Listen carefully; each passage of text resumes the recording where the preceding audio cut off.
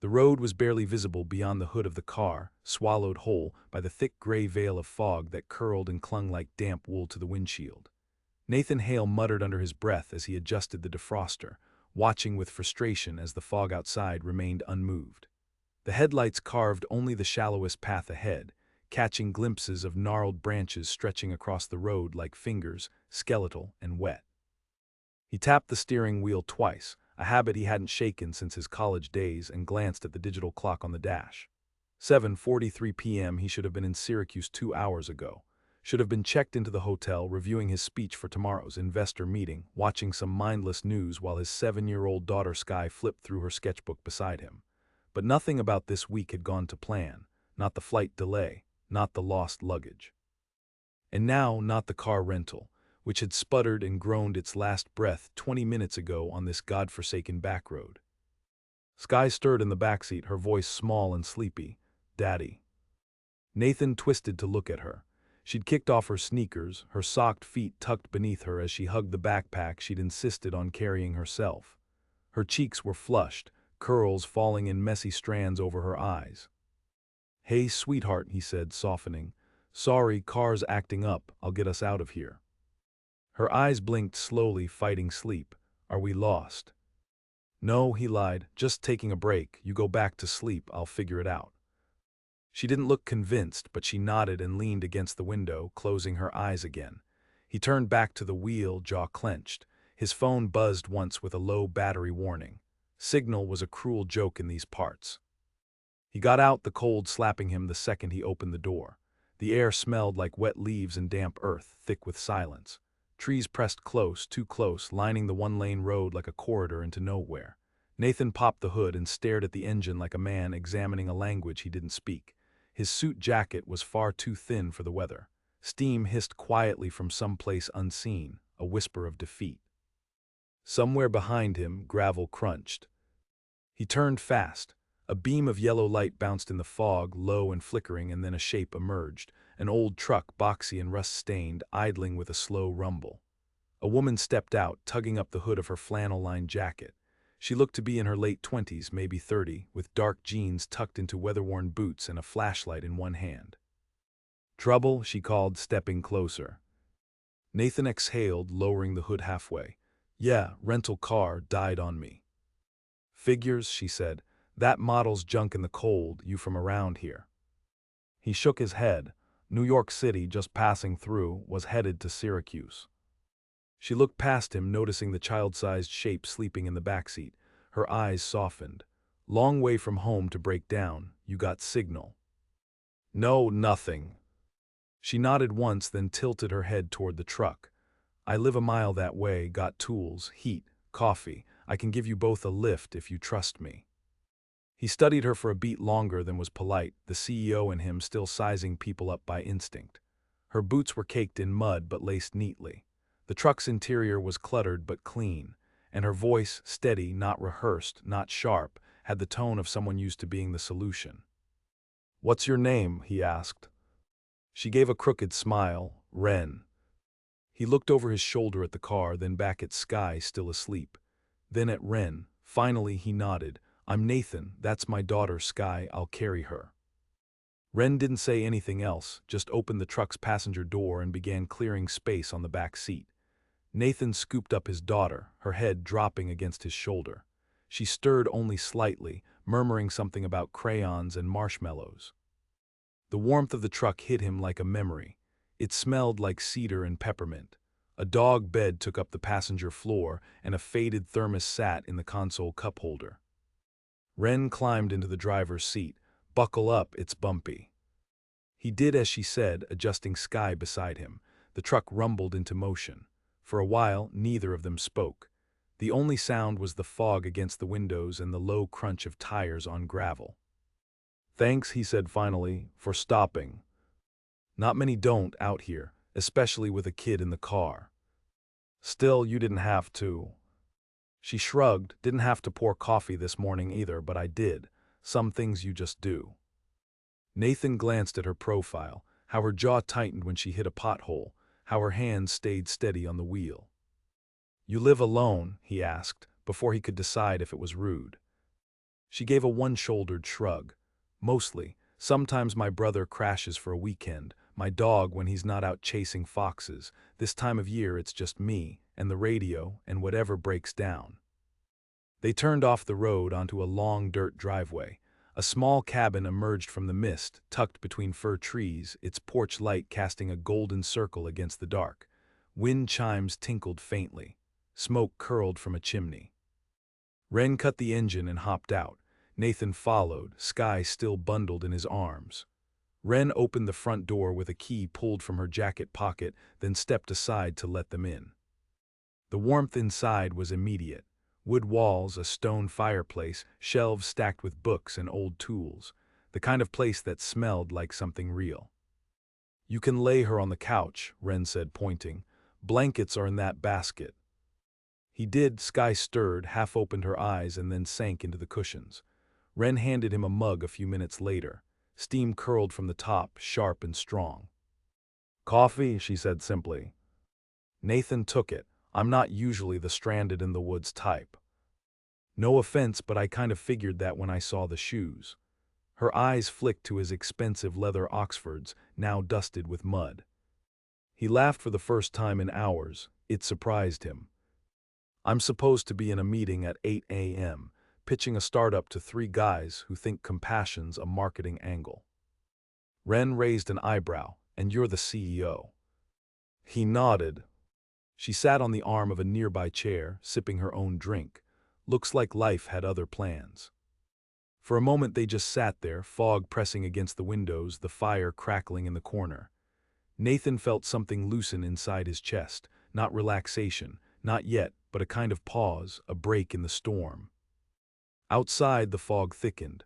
The woods wrapped themselves tighter around the cabin, and in that unexpected quiet something began, not a romance, not yet, just a shift, a recognition. A beginning. The morning crept in slowly, blue-gray and dripping with mist. Outside, birds chirped with tentative notes, and the fog still clung to the tops of the trees like it hadn't made up its mind about leaving. Nathan blinked awake to the smell of bacon and the faint sound of a pan scraping across a stove. For a moment he wasn't a CEO. He wasn't late for anything. He was just a man under a borrowed quilt in a stranger's cabin, listening to the soft clink of plates being set on a table. He sat up on the couch, careful not to disturb Skye, who had rolled herself into a small burrito of flannel.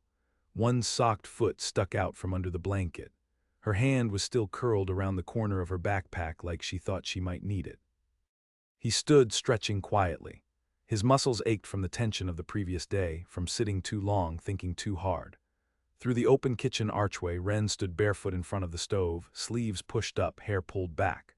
Her dog, an aging mutt with one ear that didn't match the other, was curled under the table, thumping its tail lazily when it saw him. "Morning," Nathan said, voice raspier than usual. Wren turned slightly, gesturing with the spatula. "Coffee's fresh. Mugs are still where they were last night." He helped himself, feeling unreasonably grateful for the small, warm rituals of someone else's routine.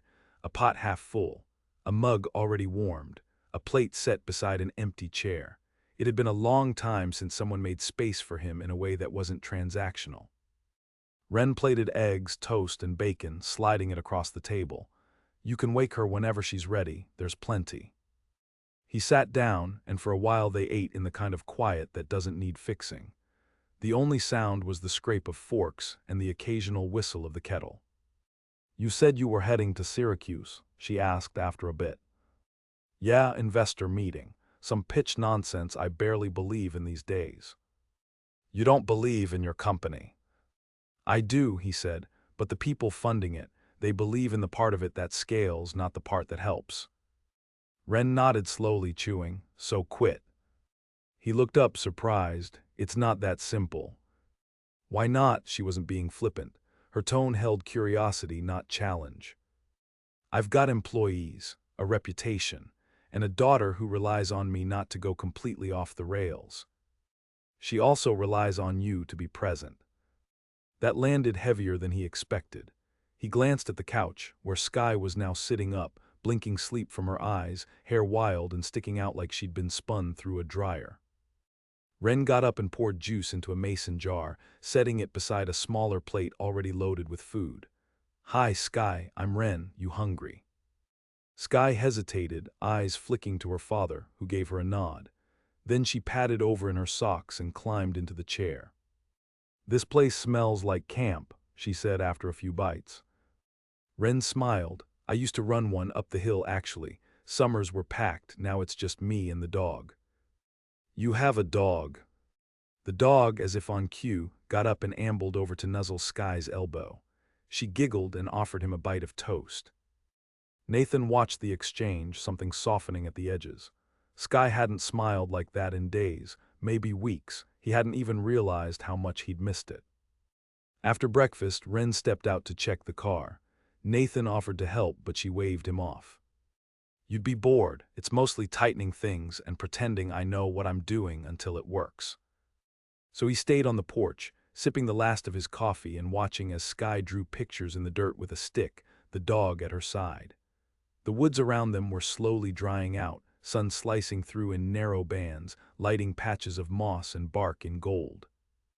Eventually Ren came back, wiping her hands on a rag.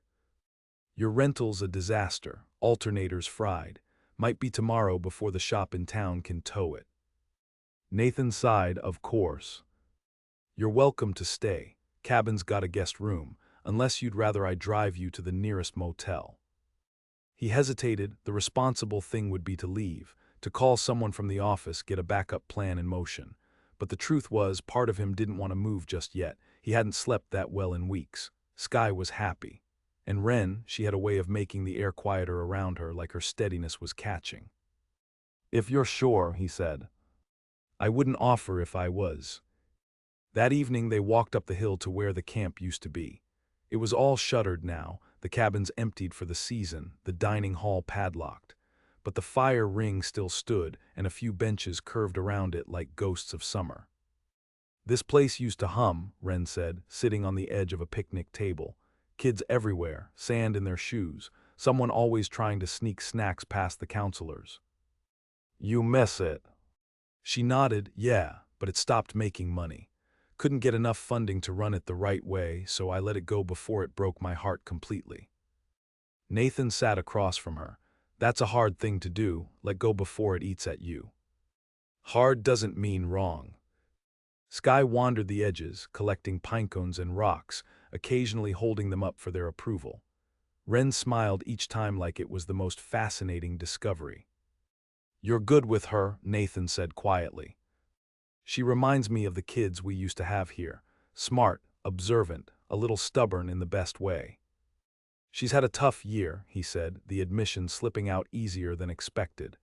"Her mom moved to London last spring. We agreed on shared custody, but it's mostly just me now." Ren didn't offer pity, just nodded like she understood in some way that didn't need explaining. "She's doing okay," Ren said after a moment. "Whatever you think, she's still laughing, still drawing, that's not nothing." They watched the sky darken, clouds streaking purple and blue above the tree line. The wind picked up slightly, bringing with it the scent of pine and coming rain. That night Sky slept in the guest room under a quilt stitched with tiny moons and stars. Nathan stood at the doorway for a long time, listening to her breathing, wondering when she'd grown so tall, when she'd started humming in her sleep like her mother used to. He found Ren on the porch again, this time with a thick wool sweater draped around her shoulders and a notebook open in her lap. "Writing?" he asked, sitting beside her. "List projects, things I want to fix." "You fix a lot of things." She gave a small smile. Sometimes I just make lists and pretend." He looked out into the dark, at the trees shifting in the wind, at the still silent road that had brought him here by accident. "Do you ever wish things hadn't changed?" he asked. "All the time," she said, "but wishing's not the same as stopping time. You get used to new shapes." They sat there a while longer, the silence between them different now. Not empty, but full of all the things they didn't need to say yet. Not everything was fixed. The car was still broken. His meeting had passed without him. But for the first time in a long while, Nathan didn't feel like he was failing just because he wasn't moving. And maybe, just maybe, that was the start of something worth keeping. The morning rain came soft and steady, like someone pouring water gently from a jug, not in a storm but in a rhythm. Nathan stood by the kitchen window, watching the droplets beat on the glass and race one another to the bottom. Behind him, Wren moved through her kitchen with practiced ease, sliding jars back onto shelves, humming low under her breath as if the sound helped keep the chill from settling in. Skye sat at the table, cross-legged on the bench with a crayon tucked behind one ear and her sketchbook sprawled open in front of her. She was deep into a drawing of a raccoon in a superhero cape, narrating softly to the dog curled at her feet. Her voice wove through the quiet like thread through fabric. Nathan had made a dozen calls already that morning, most of them ending in voicemail. His assistant left 3 texts about missed appointments, all polite but increasingly urgent. The rental company hadn't called back. The local garage had said maybe by late afternoon if the tow guy didn't get stuck on the Ridge Road again. He slipped the phone into his pocket without answering the latest buzz. "I can drive you into town," Wren offered, setting a fresh mug of coffee beside him. "Even if it's just to find somewhere with decent signal. I think I might need more than decent signal to fix this week." She leaned against the counter, arms folded, head tilted in thought. "You always run at that speed." "I don't know how not to. Maybe now's the time to figure it out." Nathan watched her for a moment. She wasn't pushing him, not really, just leaving room in the conversation for a different version of himself to step into. He wasn't sure anyone had done that in years. "Do you ever miss it?" he asked. "The chaos, the pressure." "I still get chaos," she said with a small laugh. "It just looks like raccoons in the trash and power outages during snowstorms. But pressure? No. I spent a lot of years proving things to people who stopped noticing halfway through." He considered that, letting the weight of it settle. Wren pulled a folded piece of paper from the drawer and held it out to him. "If you're staying another night, you might as well earn your keep. That's my rainy day to-do list. Pick a chore." He raised an eyebrow. "Manual labor. You do realize I sit in glass offices all day." "You'll survive." He took the list, scanning the items. Fix the porch rail, sweep out the wood shed, patch the chicken coop roof. He pointed at the last one. "You have chickens." "Just 3 retired layers, mostly eat more than they produce, but they've got opinions." "Great," he said dryly. "Sounds familiar." An hour later, Nathan was on the roof of a small wooden coop, awkwardly wielding a hammer while Wren handed him nails and Skye sat in the grass below, drawing the chickens like feathered royalty. Rain had tapered off to a light mist, and the sun tried half-heartedly to push through the clouds. He hammered crookedly. Wren didn't comment. He appreciated that.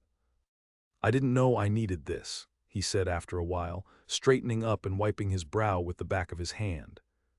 "What manual labor, fresh air?"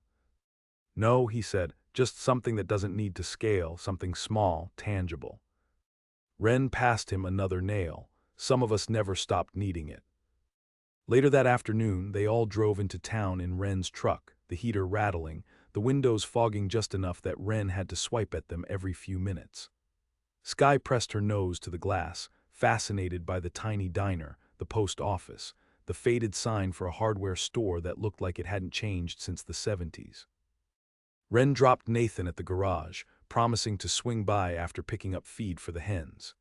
Inside, the place smelled of oil and dust, and the mechanic, a bearded man named Tom with grease under every nail, told Nathan the rental would need a part that wouldn't arrive until the following evening.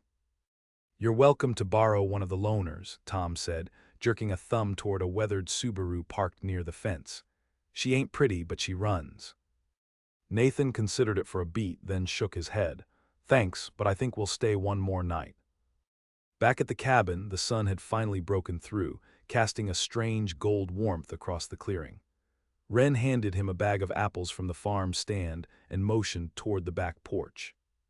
"Help me peel," she asked. They sat at the picnic table, peeling apples and tossing the scraps to the dog, who chewed them like treats. Skye napped inside, worn out from excitement and an hour in the feed store listening to an elderly man explain the fine art of bird feeders. "Your world's quieter than mine," Nathan said, glancing at Wren as she worked. "Sometimes too quiet, but I've learned to fill it with the right things." He peeled another apple slowly. Do you ever wonder what your life would have looked like if you'd taken a different path? Ren didn't look up right away. All the time, but I don't regret the path I did take. Even the messy parts taught me how to be still when everything else moved too fast. Nathan was quiet. Then, I've been moving too fast for a long time. I figured, she said, it's in your shoulders. He chuckled, shaking his head. I'm not sure I know how to slow down, or if I even could in the long term. You don't have to figure that out tonight, or tomorrow. He nodded, peeled the last apple. The dog rolled onto its back, paws twitching in a dream. That evening, Sky convinced Ren to let her help with dinner. They made soup together, the kind that simmers for hours and fills the whole house with the smell of rosemary and garlic and something homelike. Nathan set the table, found mismatched napkins in a drawer, and didn't mind that nothing matched. They ate by candlelight because the bulb above the kitchen table flickered, and finally gave up entirely. Ren didn't fuss, just lit a taper and kept passing the bread. After dinner, Sky climbed into Nathan's lap and whispered sleepily, "Can we stay here forever?" He brushed a curl from her forehead, felt something twist deep in his chest. "We can stay a little longer," he said. Later, when the cabin was quiet again and the rain began to return, Nathan stood in the doorway to the porch, watching the sky darken. Ren joined him, holding 2 mugs of tea. She handed him one without speaking. They leaned against the railing, shoulder to shoulder, the silence not uncomfortable now but necessary, full. "I didn't expect any of this," Nathan said. "Most of the good things come when you're not looking," she said. And somehow that felt more like truth than anything he'd written in a pitch deck. The next morning, Nathan woke before sunrise, unsure at first what had roused him. The cabin was still, the air in the guest room cool and scented faintly with cedar and clean linen. He sat up, the quilt pooling at his waist, and listened. No wind, no creaking boards, no distant cars, just the steady rhythm of the forest breathing outside. He stepped into the hallway, careful not to wake Sky, who was still buried beneath her blanket fort of pillows and stuffed animals Ren had let her borrow from an old trunk. The quiet was thicker here than in the city, not a silence of absence, but one of presence, of trees and fog, and something older than both. In the kitchen, Ren was already up, wrapping loaves of bread in a linen cloth, her hair still damp from a shower, loose and drying in waves. She looked up as he entered and smiled in that easy, quiet way she had. "Couldn't sleep?" she asked. He shook his head, "Not used to the quiet, I guess." She poured coffee into a thermos and handed it to him. "Come on then, you might as well see the lake." They walked down a wooded path behind the cabin, still cloaked in early morning mist. The air was crisp, the kind that wakes you up from the inside. Ren led the way, stepping over roots with practiced ease. She didn't talk much, and Nathan appreciated that. It gave him space to notice the details, how the light began to shift behind the trees, how birds were beginning to stir, how the smell of wet earth clung to everything. When the trees parted, the lake was there, wide, mirror-still, touched with silver where the sky began to color. A wooden dock jutted out a few yards, weathered and bowed slightly with age. Ren stepped onto it like it was a friend. Nathan followed, standing beside her at the edge. Fog hovered over the water, softening everything, as though the lake had secrets it hadn't yet decided to share. "I come here when I need to remember what stillness looks like," she said quietly. He nodded, understanding more than he expected to. "Do you miss it?" he asked. "The camp, the full version of this place." "I do," she said. "But sometimes you've got to let things breathe in the quiet before you know what they can become next." Nathan looked at her then, really looked, at the way her jaw eased when she was near the water, at how she didn't seem to need to fill the space between them with anything but presence. "Ren," he said after a while, the word lingering like the start of something, "what made you stay here in this life?" She was quiet for a long moment. "I think I wanted to know who I was when I stopped trying to impress people who didn't really see me." Nathan didn't respond right away. He didn't need to. The lake shimmered under the growing light. Birds began their morning songs. When they got back to the cabin, Sky was at the table rubbing sleep from her eyes, already halfway through a piece of toast. She looked up and grinned. "Ren says we can feed the chickens again," she said, crumbs on her chin. Is that so? Nathan asked, stealing a bite from her plate. She nodded, then narrowed her eyes in a way that meant business. I'm naming one of them. You sure they don't already have names? They've changed, she said, serious. They need new ones. Wren handed her a small notebook. Go on, write them down, we'll vote. Nathan watched them, this easy rhythm of belonging that had formed so naturally it felt dangerous. Like leaning too far over a ledge and realizing you don't want to pull back. The garage called just before lunch. The part had arrived. The car would be ready by 4. He told Wren without fanfare. Her expression didn't change much, but something in her eyes cooled a few degrees. Well, she said, brushing her hands off on a towel, then we better make the most of the day. They spent the afternoon repairing an old bench that had collapsed near the trail. Wren let Nathan lead the project this time, handing him tools without comment even when he measured something twice and still sawed it wrong. Skye sat cross-legged in the grass nearby, narrating an elaborate story about woodland creatures hosting a council meeting to discuss the moon's behavior. She assigned each of them roles, Nathan as a wise old turtle, Wren as the fox with the good ideas. He didn't want to admit how much that meant to him. When the time came to leave, Skye protested with a quiet stubbornness Nathan recognized too well. Her lower lip stuck out. She dragged her feet as they loaded up the now-functioning rental. Wren knelt beside her. You can come visit, she said. Summer's not too far off. Promise, Skye whispered. Wren tucked a curl behind her ear. I never make promises I don't intend to keep. The drive back to town was mostly silent. Wren followed in her truck until they reached the edge of the road that would take Nathan and Skye back to the highway. He got out, walked over to where she stood with one hand on her door. I don't know what this was, he said, but thank you for letting it happen. Wren nodded, and for a second her expression softened in a way that made something inside him ache. Take care of her, she said. I always try. She glanced toward the horizon. Try a little slower next time. He wanted to say something more, wanted to name whatever was humming in his chest, but Wren just gave him a small nod and got back in her truck. He watched her pull away, the taillights blinking once before disappearing into the trees. As they drove, Skye leaned her head against the window. I like her, she said after a while. Me too, Nathan said.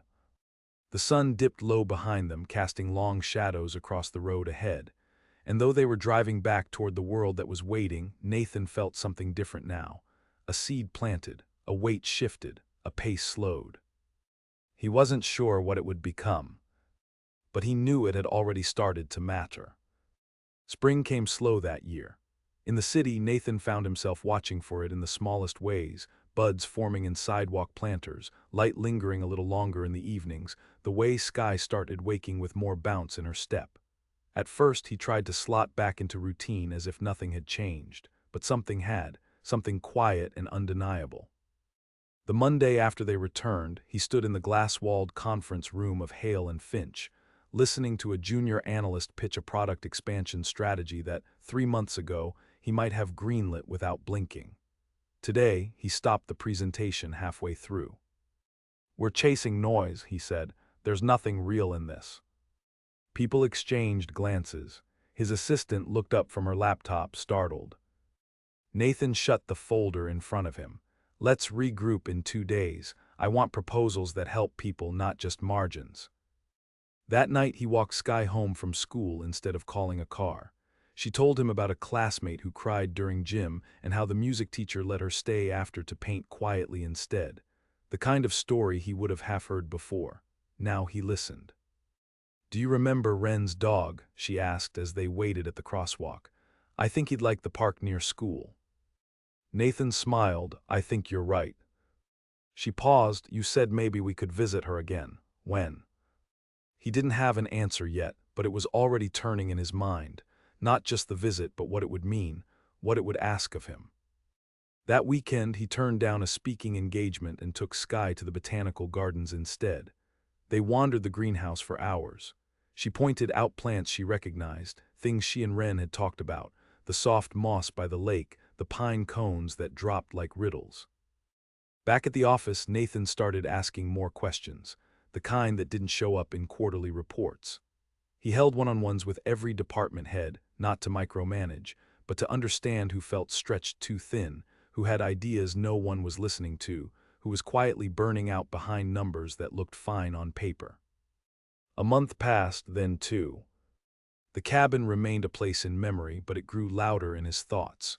He thought of the quiet, of the lake, of the fire that never needed to be more than warm. One afternoon, he found himself on a video call with a nonprofit director who used to run youth outreach camps.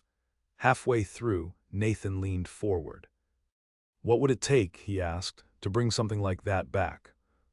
The man blinked, surprised. "You're talking about funding." "I'm talking about place," Nathan said. "People, structure, I know a site." It started there, a series of calls, letters, plans drawn up in the margins of spreadsheets. Nathan didn't tell Sky right away. He wanted it to be real first. It was late May when they finally went back. He took a week off, no laptop, no half-promises of remote check-ins. Just a duffel bag in the rental car and a daughter who hummed songs in the backseat, her legs swinging against the seat like she was remembering a rhythm. The road was the same, winding and narrow, but the fog was gone this time. The trees stood tall and green and full. The truck wasn't in the driveway when they pulled in, but the front porch light was on. Sky ran up the steps before he'd even taken the keys from the ignition. She knocked twice, then pushed the door open like she'd never been gone. "Ren." The dog came first, tail wagging, nails tapping on the wood floor. Then Ren appeared in the hallway holding a paintbrush, her jeans speckled with white. Her face broke into something just shy of a smile when she saw them. "Well," she said, leaning against the doorway, "took you long enough." Sky ran into her arms. Nathan followed, slower, eyes taking in the space. The kitchen was the same. The curtains had changed. A stack of books sat by the door, titles about nonprofit licensing and youth development. "You've been busy," he said. Ren shrugged. "Someone sent me a stack of grant proposals. Thought I might know what to do with them." "I heard she was smart," he said. "She has her moments." They stood there for a beat too long, and then Ren turned back toward the kitchen. "There's lemonade. Couch is still yours if you want it." "I was thinking of staying longer," he said, pulling off his jacket. Ren didn't turn around. "How long's longer?" "I've got the summer," he said, "and some funding, and a few friends who want to help rebuild that camp." Now she turned. Her face was unreadable for a second, eyes searching his. "You serious?" "I wouldn't have driven 4 hours with a kid who packed 6 notebooks and a stuffed chicken named Reginald if I was." Her laugh was soft but real. They spent that evening walking the old trails. Sky chased the dog through thickets of grass. Ren pointed out where cabins could go again, which parts of the trail still needed clearing.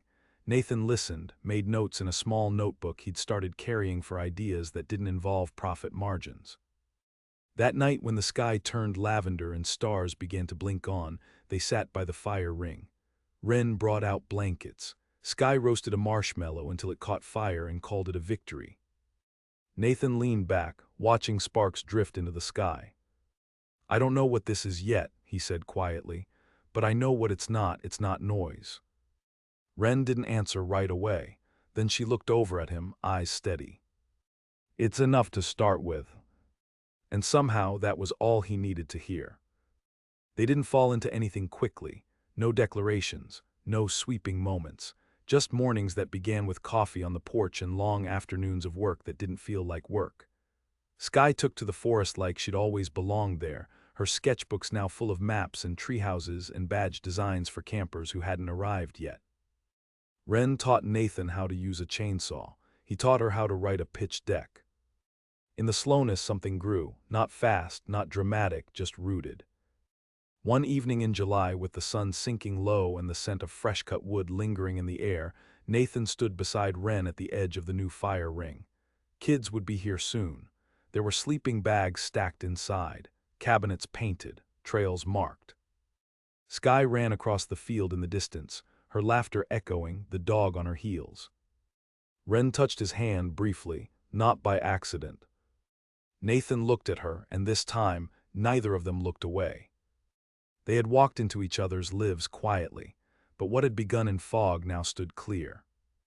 And this was the kind of beginning that didn't need speed to matter. It only needed room to grow.